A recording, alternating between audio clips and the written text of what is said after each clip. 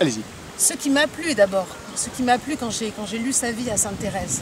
Donc j'avais pas encore le regard que j'ai maintenant, qui a évolué forcément au bout de 15 ans de conversion, le regard évolue sur les choses.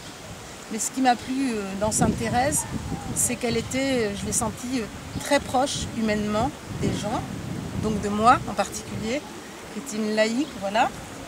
Et j'ai aimé sa simplicité dans ce qu'elle enseignait, dans ce qu'elle disait à ses sœurs. J'ai aimé son langage direct, enfin, qui m'a parlé dès le début.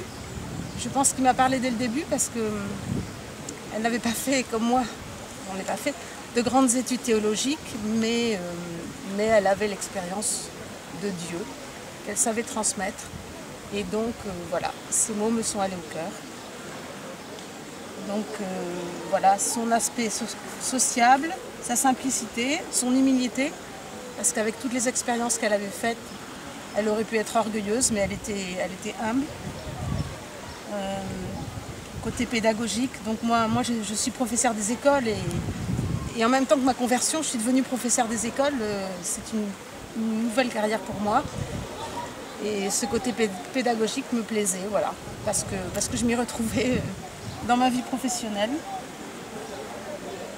Après, ce que j'ai apprécié dans Sainte-Thérèse et que j'apprécie toujours, puisque j'ai appris à la connaître en 15 ans évidemment, c'est sa patience, sa persévérance, son côté obstiné.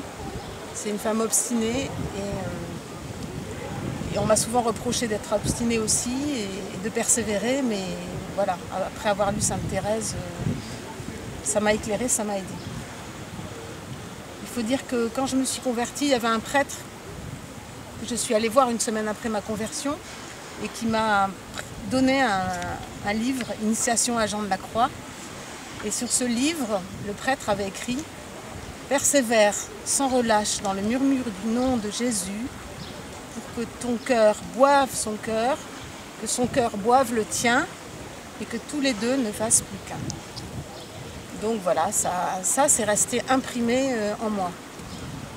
Alors, je pense surtout, maintenant que j'ai découvert Sainte Thérèse d'Avila en la lisant, j'admire dans cette femme cette double dimension de femme à la fois contemplative et puis dans l'action, dans le monde.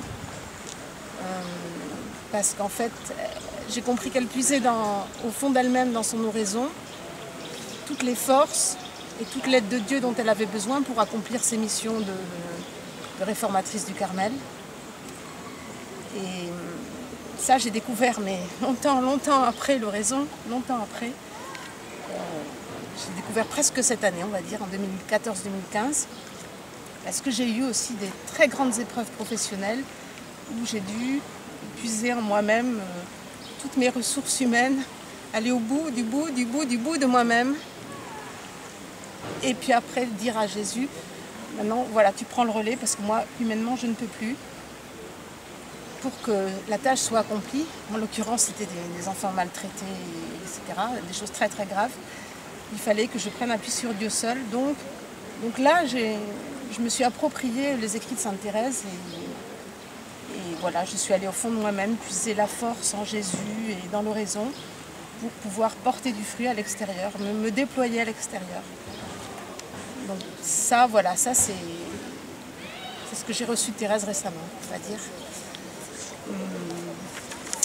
J'ai presque répondu à la troisième question.